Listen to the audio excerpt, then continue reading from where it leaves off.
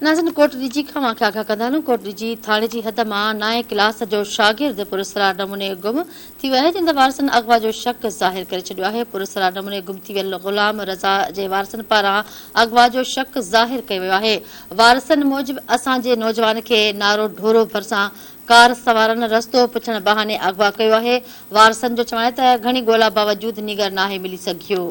वारसनि जो चवणु आहे त इतला ॾियण बावजूदि पुलिस नौजवान जी ॻोल्हा में मदद न करे रही आहे। हुननि SSP खां मुतालबो कंदे चयो आहे त नौजवान जी ॻोल्हा में मदद करे परेशानी ख़तमु कई वञे। अवांखे आगाह कयूं पिया। कोट ॾिजी थाणे जे हद मां 9 क्लास जो शागिर्द पुरस्कार नमूने गुम थी वियो आहे।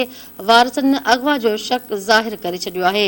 पुरस्कार नमूने गुम थी वियल ग़ुलाम रज़ा जे वारसनि पारां अगवा जो शक ज़ाहिर कयो वियो आहे।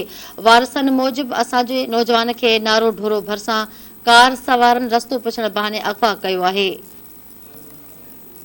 वारसनि जो चवणु आहे त घणी ॻोल्हा बावजूदि निगर नाहे मिली सघियो। वारसनि जो चवणु आहे त घणी ॻोल्हा बावजूदि निगर नाहे मिलियो।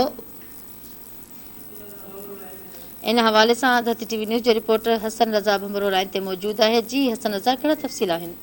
जी बिल्कुल, मां तव्हांखे ॿुधाईंदो हलां त कोट ॾिजी थाणे जे हद मां 9 क्लास जो शागिर्द ग़ुलाम रज़ा पुट ग़ुलाम अब्बास पुरस्कार नमूने जेको आहे अगवा थी वियो आहे, जॾहिं त हुनजी जेको आहे काफ़ी ॻोल्हा खां पोइ बि जेको आहे सो पतो न पइजी सघियो आहे, जंहिंजे करे हुनजा वारिस सख़्तु परेशान आहिनि। वधीक वारसनि ॿुधायो त असांजे नौजवान खे नारो ढोरो भरिसां कार सवारनि जेको आहे सो रस्तो पुछण जे बहाने सां अगवा कयो आहे। कोट जी पुलिस ऐं सौ कनासरा चौकी इंचार्ज खे बि इतला ॾिनो आहे, लेकिन उन बावजूदि बि पुलिस असां सां काई बि जेको आहे सो नौजवान खे ॻोल्हण में मदद न कई आहे। हिननि SSP खैरपुर DI सखर खां नोटिस वठण जी अपील कई आहे त जीअं असांजे नौजवान खे ॻोल्हण में असांजी मदद कई वञे। जी ठीकु आहे, वॾी महिरबानी तफ़सीलनि जे लाइ।